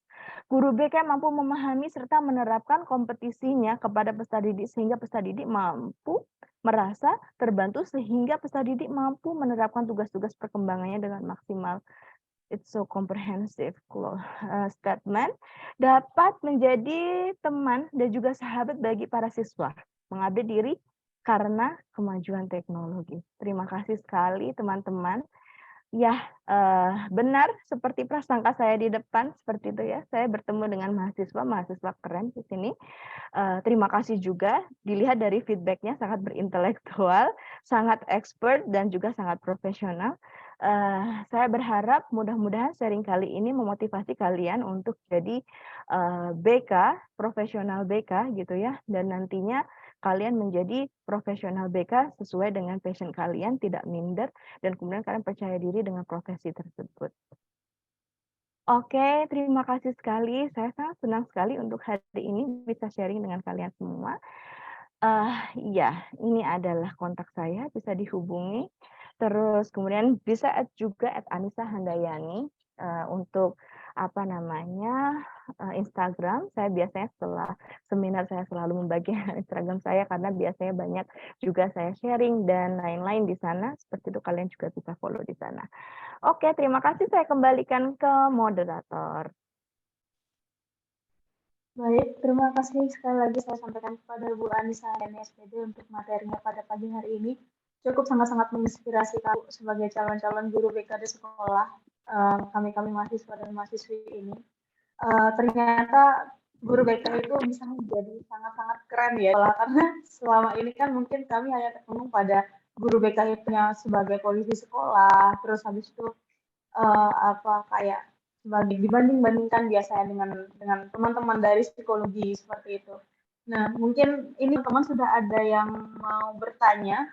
Buat teman-teman yang mau bertanya, bisa lewat kolom chat box dengan format sekali lagi saya sampaikan. Nah, prodi, angkatan, dan mungkin dan format pertanyaannya.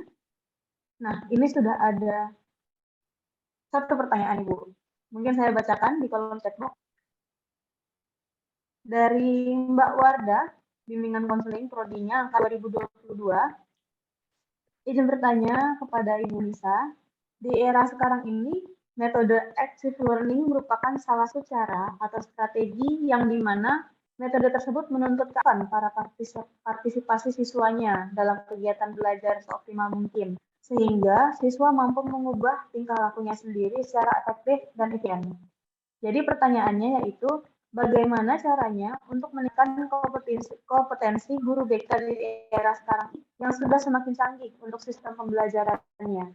Dan apakah dengan adanya metode guru BK mampu bersaing di dunia kerja? Terima kasih. Mungkin bisa langsung Mbak Ibu.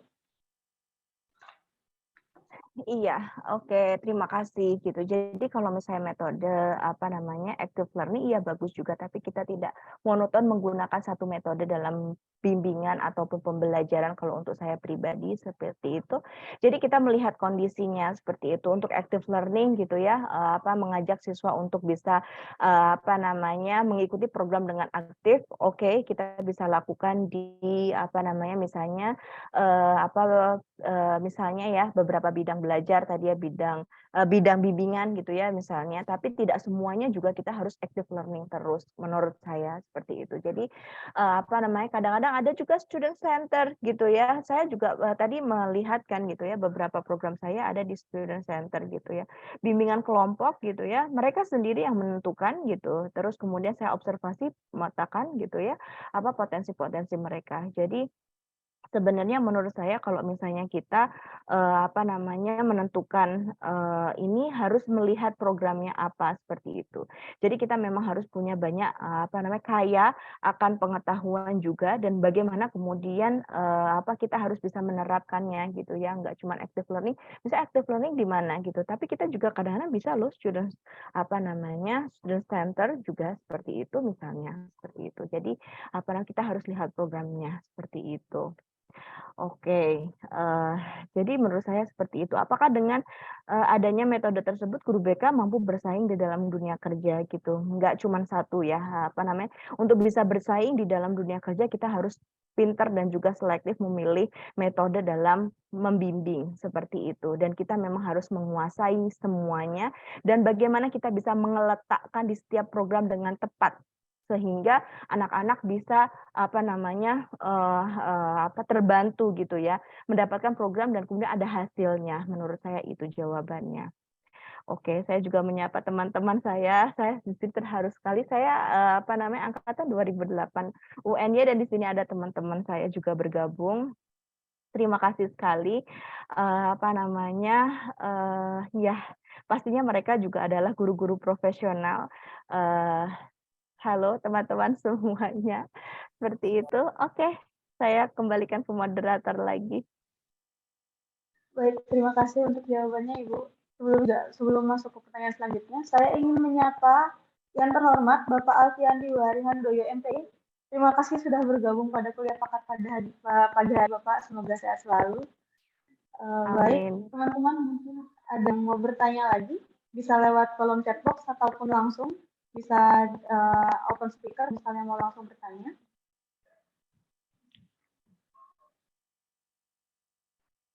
Ya.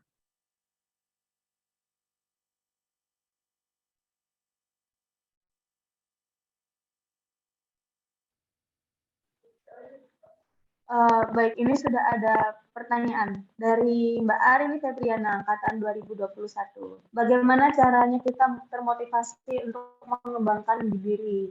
Karena kadang kita suka down, katanya seperti itu, Bu. Iya, terima kasih sekali. Itu pertanyaan yang sangat bagus, mungkin mewakili teman-teman semuanya juga gitu ya. Ya, apa namanya, sometimes feeling stress is normal gitu. Kadang-kadang naik turun, fluktuatif. Kita mempelajari hal itu ya, seperti itu. Jadi apa namanya, feeling up and down itu juga normal seperti itu. Layaknya kita sampaikan stres itu juga normal gitu ya. Kalau misalnya kita punya perasaan juga kita bisa apa namanya merasa stres juga seperti itu. Makanya tadi ada satu ekspektasi gitu ya, ekspektasi planning yang terencana gitu ya. Ketika kemudian kita melihat ekspektasi itu dan juga planning itu kembali lagi gitu ya. Oke, apa namanya, kok bisa saya ini start tidak bergerak sama sekali padahal saya punya planning sekian sekian sekian ataupun ekspektasi seperti ini gitu. Yang itu yang membuat kita apa namanya tetap stabil seperti itu. Tadi ada langkah ketiga yang apa namanya salah satunya adalah membuat ekspektasi diri, planning seperti itu yang membuat kita terus bergerak seperti itu. Misalnya eh, apa namanya di sini ya ekspektasi ya seperti itu. Ya apa namanya ketika mungkin kalau misalnya kita sudah berkarir terus kemudian kita sudah memiliki keluarga, memiliki anak seperti itu, sometimes ya udahlah pengen ngurusin anak aja gitu ya. Tapi apa namanya kita kembali lagi gitu kan apa namanya kita memiliki ekspektasi gitu ya apa namanya sebagai professional teachers gitu yang harus mengembangkan diri terus. Apalagi kalau misalnya di sekolah Cambridge, kemudian kita nggak mengembangkan diri, ya udah bye-bye aja gitu ya, digantikan. Sangat bisa langsung digantikan oleh orang yang lain, seperti itu ya. Kayak gitu, yang itu yang membuat akhirnya, oke, saya harus meng-upgrade diri. Walaupun itu males kadang-kadang ataupun kita lagi down-down-nya mungkin apa namanya, kita lebih mementingkan keluarga, anak-anak, apalagi kalau misalnya kita sudah punya anak kecil seperti itu. Tapi kembali lagi kita take a look for our expectations, take a look for our planning gitu ya. Itu yang bikin kita jadi stabil menurut saya kayak gitu. Makanya kalau misalnya ada ini mohon untuk bisa di-screenshot gitu ya. Kita jalin relasi kepemimpinan, terus belajar, ada ekspektasi, ada planning, itu yang membuat kita stabil gitu menurut saya. Jadi kalau misalnya apa namanya up and down itu normal banget terjadi, nggak ada rasa nggak usah rasa menyesal ataupun bersalah gitu ya, merasa menyalahkan diri kayak gitu ya, karena itu normal banget gitu ya. Kadang-kadang kita ngerasa capek di kuliah tertentu ataupun di titik tertentu, tapi kalau misalnya kita sudah ada ekspektasi atau planning itu yang membuat kita jadi normal lagi sih menurut saya, seperti itu. Baik, Iya. terima kasih untuk jawabannya. Nah, ini dari Mbak Tria Junita, angka 2021. Izin bertanya, bagaimana cara untuk membangun rasa kepercayaan diri, Bu? Terima kasih. Iya, oke, terima kasih. Apa namanya, untuk yang ini, pertanyaan ini, apa namanya, untuk rasa percaya diri tadi sudah akan otomatis ya, apa namanya, ini di sini ada. Nah, di sini. Ini nanti apa namanya, di level profesional ini otomatis sudah terbangun gitu ya. Makanya, untuk mengembangkan semua ini adanya rasa percaya diri dan kemudian kita bisa bebas, eksplorasi diri ataupun kita bisa bebas gitu ya, apa namanya, mengekspresikan diri gitu ya, untuk menjadi guru BK beserta program-programnya dan karakteristik programnya seperti itu. Tapi ini dulu menurut saya kita harus bangun relasi, banyak pengalaman, banyak belajar, punya planning yang jelas, kemudian berpikir secara komprehensif, banyak apa namanya, literasi-literasi yang kemudian menunjang seperti itu, sehingga apa yang kita lakukan pede aja. Orang mau apa namanya, menjatuhkan ataupun apa sih kayak gitu ya, ataupun kita nggak diterima proposalnya dan lain-lain, misalnya ya kalau misalnya kita di sekolah-sekolah Cambridge gitu ya, harus ada proposal dan kemudian nggak diterima, ya nggak apa-apa.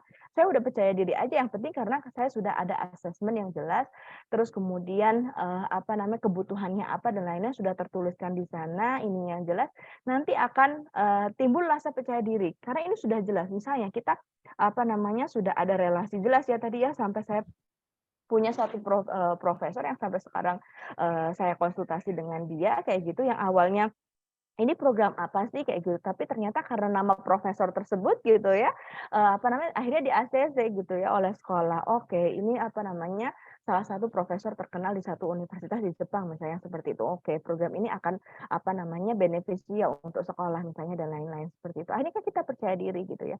Itu dari mana gitu ya, dari sini semuanya, itu dari kembali lagi gitu, karena kita ada relasi jelas kayak gitu ya. Akhirnya kita program-program kita juga tadi, apa namanya, beneficial gitu ya. Terus kemudian, kita percaya diri dengan program-program kita gitu ya, tidak asal-asalan seperti itu. Itu akan, sendirinya, secara sendirinya itu akan keluar seperti itu. Makanya harus ada langkah-langkah yang tepat seperti itu untuk menjadi profesional dan kemudian menjadi percaya diri, seperti itu, ada step-nya. Oke, ya. Tentunya di sini ada rekan saya, rekan profesional saya juga, saya, pastinya, di sini ada Bapak Alfian Diwari Handoyo, seperti itu. Beliau senior saya juga, sebenarnya satu angkatan gitu ya, rekan rekan gitu ya, seperjuangan, ya halo. Pastinya, tidak layak juga ini sepertinya saya menjawab pertanyaan-pertanyaan karena beliau ekspertis juga. Oke, dipersilakan moderator mungkin satu lagi karena, apa namanya, ini sudah 9.32 juga, mohon maaf saya ada, TDP, Teacher Development Program, dan saya hanya diberi kesempatan, tidak banyak untuk, izin seperti itu. Saya kembalikan ke moderator. Baik Ibu, pertanyaan terakhir dari Pak Alfiandi mungkin Bu, karena ini Pak Aldi kebetulan ada mengirimkan pertanyaan di chat. Saya bacakan Ibu. Kebetulan di lingkungan kami itu di daerah perbatasan kota desa. Banyak siswa yang mengalami masalah kemalasan belajar, membolos, dan lain-lain. Sekolah maksimal, tapi di rumah orang tua seakan memberikan dan tidak mau tahu dengan susah-susah capek kerja dan lain-lain. Mohon tanggapannya. Selain itu, sebagian guru masuk wali kelasnya menginginkan siswa tersebut dikeluarkan. Kira sikap kita bagaimana dengan siswa yang itu? Terima kasih. Iya, terima kasih sekali, saya apresiasi sekali, sama Bapak Alfiandi ini sebenarnya beliau apa, ekspertis juga dan bisa menjawab pertanyaan ini juga, seperti itu. Berdasarkan best practice maupun teorinya, saya yakin itu seperti itu karena beliau adalah rekan saya gitu ya. Dulu di perkuliahan beliau juga sangat aktif sekali, seperti itu. Terima kasih sekali. Ini sepertinya mewakili, apa namanya, teman-teman guru BK nantinya gitu ya, tidak mudah gitu ya. Mungkin apa namanya, dilihatnya saya juga apa namanya, guru BK yang ada di sekolah Cambridge dan semuanya anak-anaknya adalah di perkotaan gitu. Sebenarnya enggak juga gitu, apa namanya. Jadi sekolah kami itu ada juga program beasiswa dan mostly anak-anak beasiswa itu enggak cuma di pedesaan tapi mereka juga di perbatasan. Perbatasan gitu ya, perbatasan, wilayah perbatasan, ada yang di Papua, ada yang di Kalimantan, ada yang dari Sumatera dan lain-lain seperti itu. Yang kemudian, kalau misalnya mereka itu mengikuti beasiswa itu berdasarkan talent-nya, ya berarti mereka hanya unggul di talent itu. Misalnya, apa namanya, dia anak beasiswa talent, menyanyi, berarti hanya di menyanyinya itu. gitu. Sosialnya, sainsnya, bahasa Inggrisnya it's so weak gitu, nggak bagus gitu ya. Apa namanya? Dan itu memang tantangan tersendiri kayak gitu. Bahkan apa namanya? Sometimes ya jomplang banget ya di dalam satu kelas ada yang excellent, terus ada yang apa namanya di dalam satu kelas itu ada yang seperti itu gitu. Nah, memang kita multicultural banget kalau misalnya di sekolah gitu. Jadi sebenarnya kalau misalnya orang-orang berpikir di sekolah-sekolah Cambridge itu adalah inti anak-anak excellent dari tengah kota, sebenarnya enggak juga. Bahkan ada anak-anak yang di perbatasan seperti itu. Nah, kalau misalnya saya sih berfokus pada apa namanya talent dan juga ininya dia seperti itu.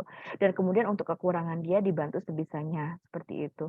Dan sebenarnya orang tua apa namanya sebenarnya itu tadi apa namanya diajak komunikasi sebenarnya goals-nya daripada sekolah di sekolahan kita apa atau masing-masing beda-beda ya sekolahan saya pribadi atau sekolahan yang ada di daerah tersebut gitu ya. Seperti itu sebenarnya goals-nya apa gitu ya. Kita fokus pada goals-nya itu saja. Seperti itu. Kalau misalnya apa namanya memang goals-nya itu ada di talent, di musik, ya udah saya akan fokuskan di sana. Bahkan itu tadi ya kita akan namanya bagaimana kita bisa membantu dia sampai go internasional misalnya apabila bisa gitu. Berarti kan otomatis bonus bahasa Inggrisnya tambah bagus gitu ya. Padahal dia dari pedalaman seperti itu. Berarti kita fokus di sana kayak gitu. Nah, terus kalau misalnya di situ apa namanya orang tuanya tidak ekspektasi apa-apa, yang penting adalah dapat ijazah dan kemudian apa namanya cepat dapat kerja seperti itu ya. Saya nggak mengekspektasi apa-apa. Seperti banyak juga kasus yang seperti itu. Ya berarti otomatis apa namanya kita fokuskan pada karakternya kayak gitu. Apa namanya itu tadi, kalau misalnya kamu ingin selesai mendapatkan ijazah, berarti otomatis kita fokus pada karakternya aja. Apa permasalahan karakternya? Oh, membolosnya. Oh, terus kemudian apanya gitu. Jadi tidak ada goals yang apa namanya kita sesuai saja goals-nya sesuai dengan assessment-nya sesuai dengan kemampuan anaknya. Kalau menurut saya fokus pada itu dan kemudian memang susah banget itu harus dipetakan satu persatu seperti itu.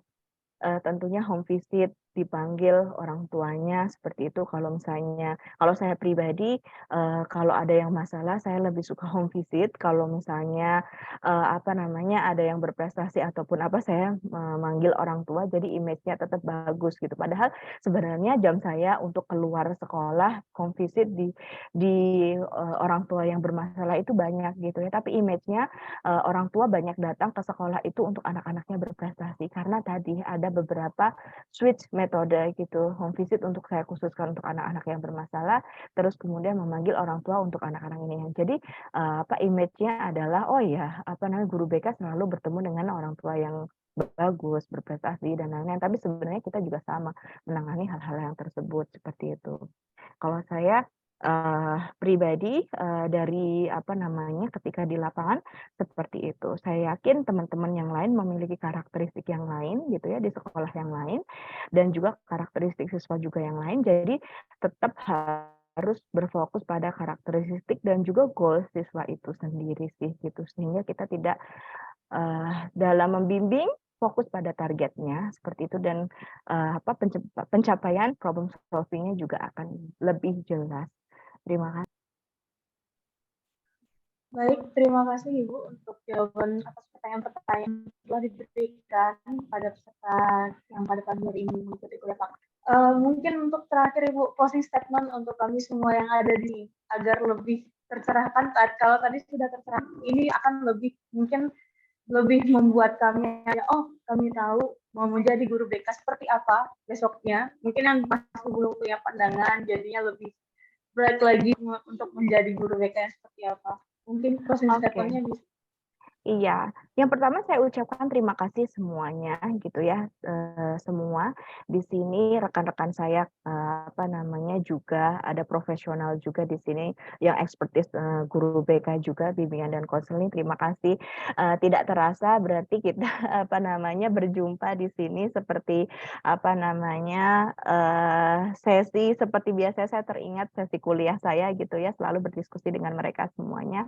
Terima kasih semuanya dan saya juga terima terima kasih kepada teman-teman mahasiswa yang super aktif di sini mengikuti dan juga memberikan feedback presentasi saya seperti itu. Dan nanti live presentasi saya juga kalau misalnya dirasa bermanfaat bisa di-download, saya sudah kasihkan di chat box.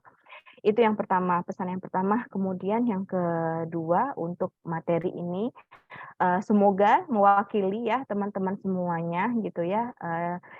Itu adalah sharing best practice saya selama saya jadi guru BK, versi saya. Pastinya teman-teman semuanya memiliki versi masing-masing seperti itu, yang kemudian tadi ya ada ekspektasi masing-masing yang sudah diceritakan dan akhirnya bisa memberikan konklusi BK secara profesional seperti apa. Semoga yang sudah menuliskan, yang sudah merancang itu terwujud semuanya gitu.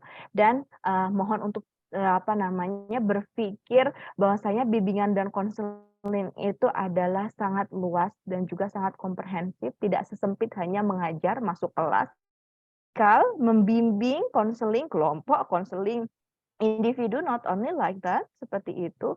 Nggak cuma mendampingi para siswa, tapi tadi ya kita mengobservasi setiap kebutuhan lewat bidang-bidang konseling dan kemudian memberikan program-program yang kemudian sesuai dengan kebutuhan anak-anak seperti itu, akan membantu mereka untuk mengeksplorasi diri mereka, bakat minat mereka, dan semoga dari program-program yang mereka memaksimalkan diri untuk berkembang sesuai dengan tugas perkembangannya, dan juga mereka mampu mengetahui, memetakan potensi yang mereka miliki.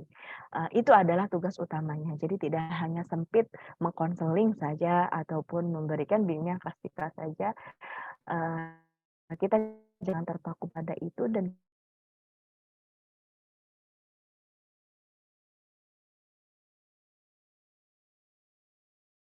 kita bisa lakukan lebih kalau misalnya kita sangat berpikir komprehensif, berkembang seperti itu. Dan mudah-mudahan bimbingan dan konseling di sekolah-sekolah seperti itu bisa mengembangkan gitu ya program-programnya secara maksimal dan memfasilitasi anak-anak tentunya untuk bisa bergerak secara maksimal juga sesuai dengan tugas perkembangan, potensi, dapat senang gitu ya mengikuti program-program bimbingan dan konseling. Terima kasih dari saya kembalikan ke moderator. Baik, terima kasih sekali lagi saya ucapkan kepada Bu Anissa Handayani SPD untuk waktu yang telah disempatkan pada pagi hari ini untuk berikan kuliah pakar buat semua. Yang kami yakin ini sangat akan bermanfaat bagi kami, Bu, sebagai calon-calon guru ini.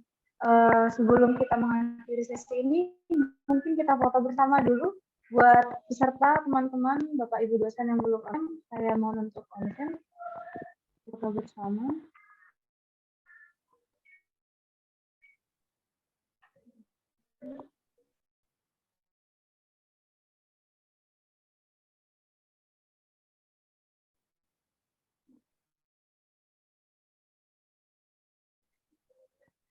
Dalam sekali lagi.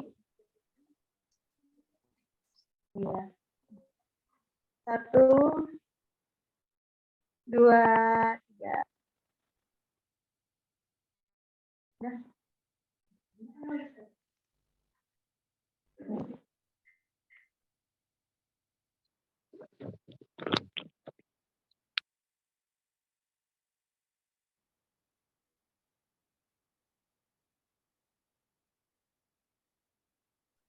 Sepertinya masih di mute ya, moderator.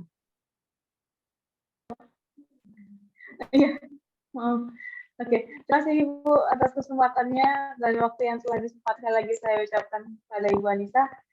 Apabila Ibu ada kegiatan setelah ini, boleh. Terima kasih semuanya. Saya izin live. Assalamualaikum, selamat pagi.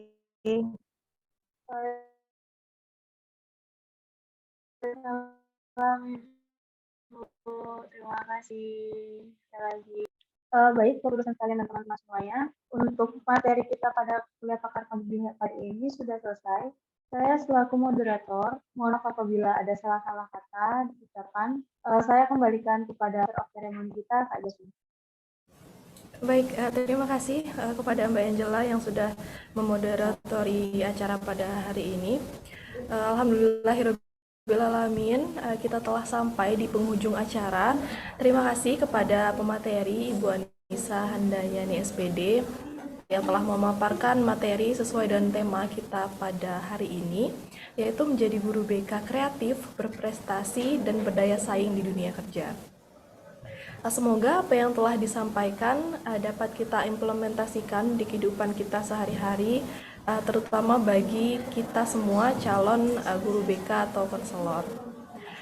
Saya Jasmine Mumtaz Az-Zahra mewakili panitia yang bertugas memohon maaf atas ketidaknyamanan selama acara ini berlangsung. Sebelum saya tutup, marilah kita berdoa menurut agama dan kepercayaan masing-masing. Berdoa dimulai. Berdoa selesai. Terima kasih. Wassalamualaikum warahmatullahi wabarakatuh.